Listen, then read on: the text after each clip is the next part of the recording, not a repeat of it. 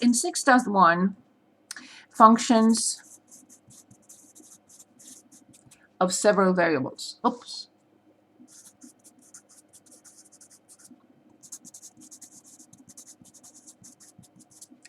What does that mean? Well, in the past, we had a function f of x equals x squared minus e to the x. This function has one dependent variable and one independent variable. But we may have functions of number of people, let's say, number of units we want to produce, time. Who knows? We're going to look at an example in a minute. So this is the dependent variable. Of course, still one dependent. But look at how many independent variables this function has. 3 independent variables. I don't know, as I said, making stuff up. The number of people, number of units we want to produce, and the time we have to do that. So we may have functions that depend on more than one independent variable.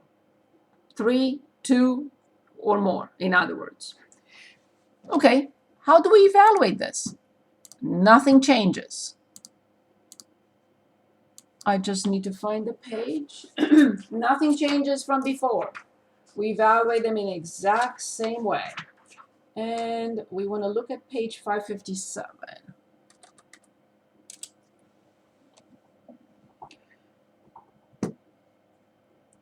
So here it is. We're given functions of 2 or 3 variables, and we're asked to find f of 0, 1, negative 3. So let's start with that. That's all we have to learn in 6.1, which is nothing. So f of x comma y comma z equals 2 to the x plus 5zy minus x. And I chose the first one. It doesn't matter. We can choose the second one. It's up to you. 0, 1, negative 3. Okay, how do I do this? I replace x by 0. I replace y by 1. And I replace z by negative 3. That's all I need to do. So 2 to 0. Let me write it so we can see it. 5 times z, which is negative 3, times y, which is positive 1, and minus x, which is 0. 2 to 0, we know it's 1. 5 times negative 3 is negative 15, times 1 is still negative 15, so the answer is negative 14.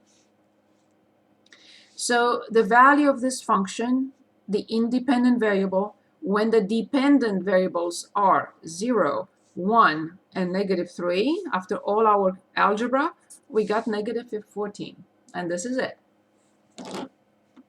That's how we evaluate functions of several variables. Okay, so let's look at a word problem or something else.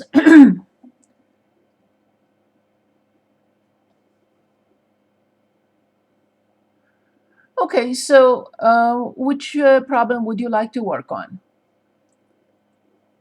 The speed of blood in a vessel is given by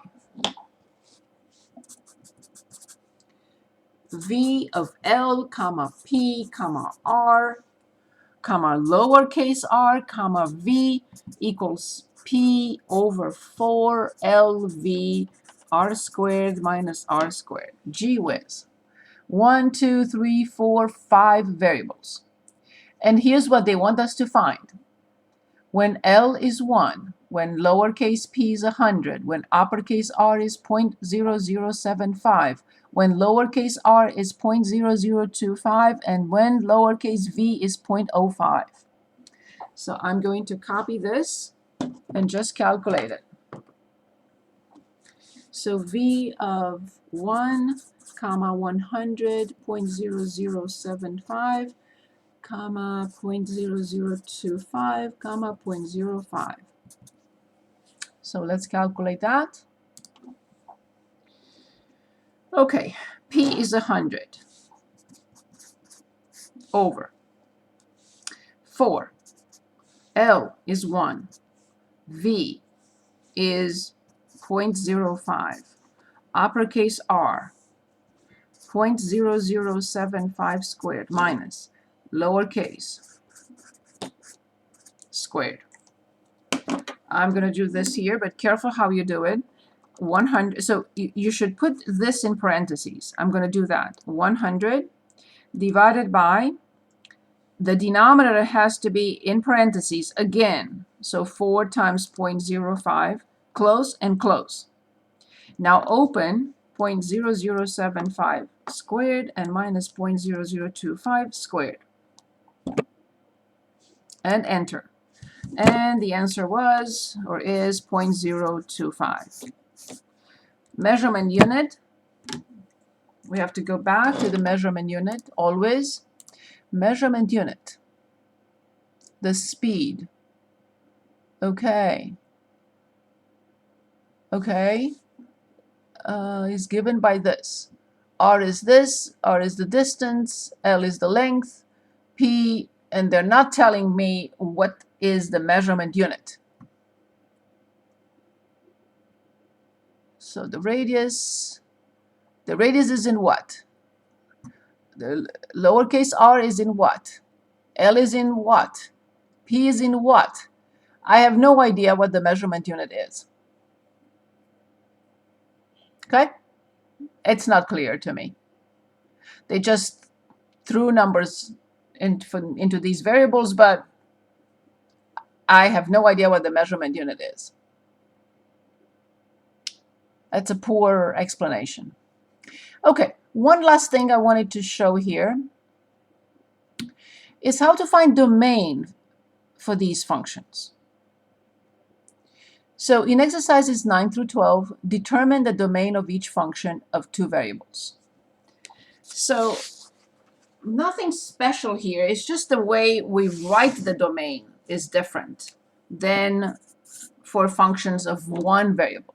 For example, number 11.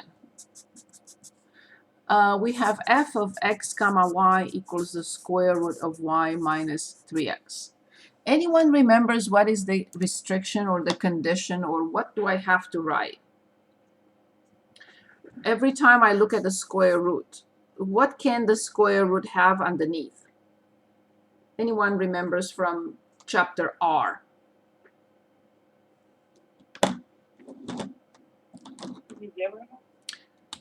So what can I take the square root from?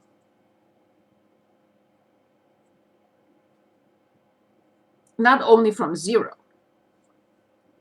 0 is good, yes. But not only from 0. What else we can take the square root from?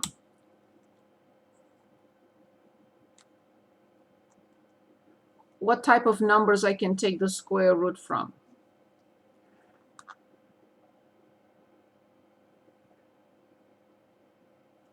Anyone, please?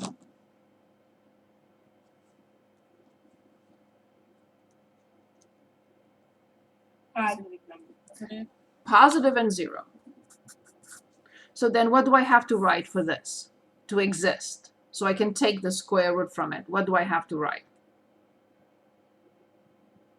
It has to be greater than 0. Greater than or equal. 0 is okay. The square root of 0 is okay. But what?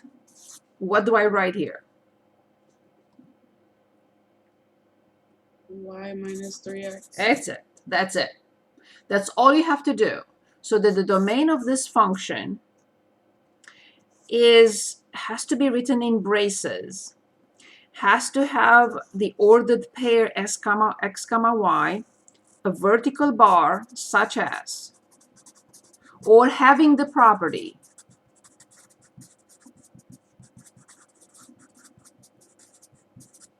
that y minus 3x has to be greater than or equal to 0. This is the only difference.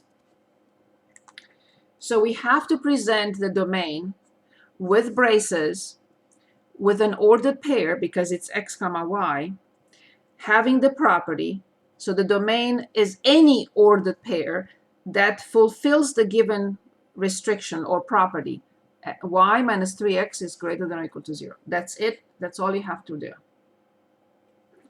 Let's work on another. Please choose from here anything you want.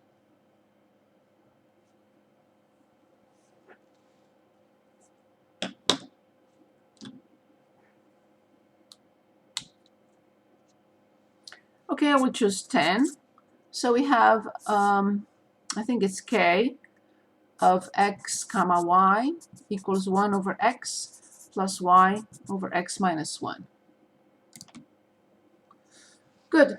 Can anyone give us the restriction for 1 over x? 1 over x to exist, x cannot be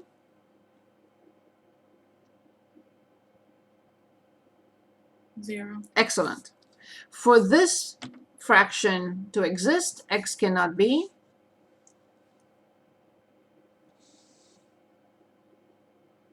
1. Excellent. So there is no restriction for y. The numerator can be anything. There are never problems with the numerator, unless it has the square root. That's a different story. So then the domain of this k, x comma y, is or consists of ordered pair x comma y such that x is not 0 or 1.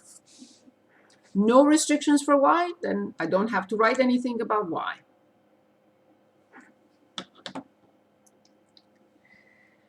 Any questions?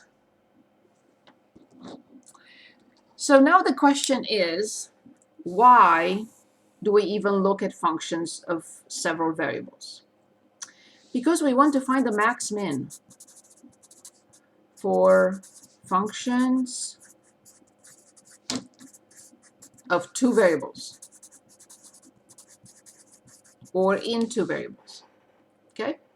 So in order to find max min for functions having two variables, we have to learn how to differentiate them.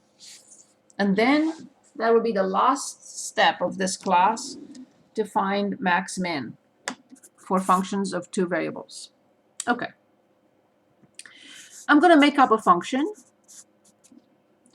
x cubed y minus 3x squared plus 4y cubed. We're going to choose problems in a minute. I'll let you choose.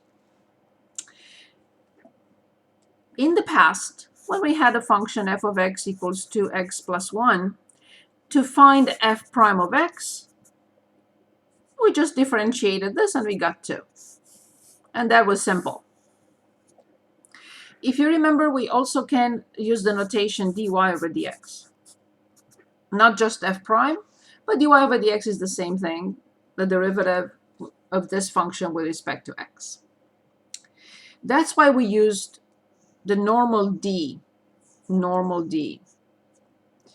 This function, and we discussed this with when we got to what was it, the implicit differentiation. So I mentioned that before, and I said this: when I am asked to find dy over dx, I am asked to find the derivative of y with respect to x, but indirectly I am told y is a variable, y is a function of one variable, which is x. So that was given to us indirectly. So I know that y is a function of x only because of this regular d, straight d. You'll see what happens now when we're going to differentiate a function like this one that does not have one variable but has two variables in it. So I can no longer write dy over dx. I cannot differentiate this function with respect to x and y at the same time. Not possible. So what we have to do, we have to use something called partial derivatives. What does a partial derivative mean? If I differentiate with respect to x, y has to be considered a constant. If I differentiate with respect to y, x is a constant. And because the function has two variables or more, I can no longer use this notation. I will have to use this notation.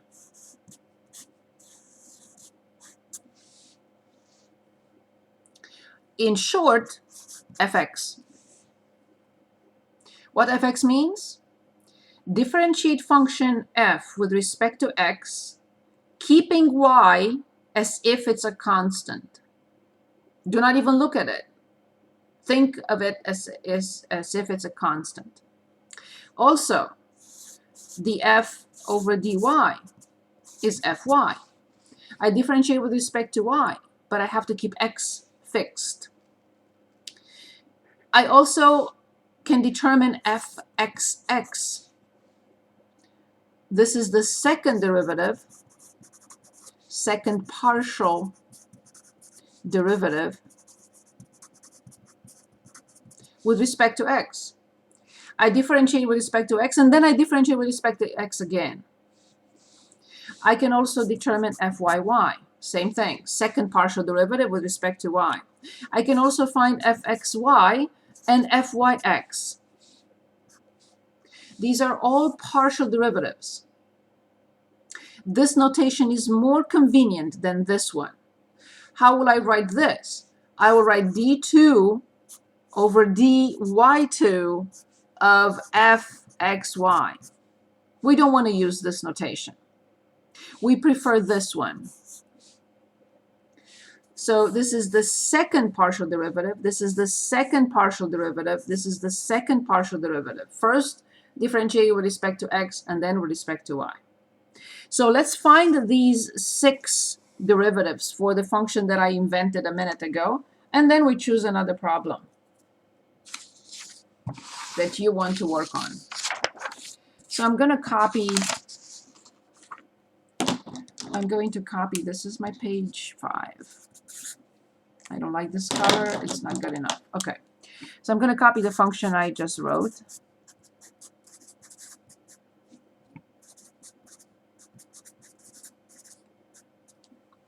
And let's see the time.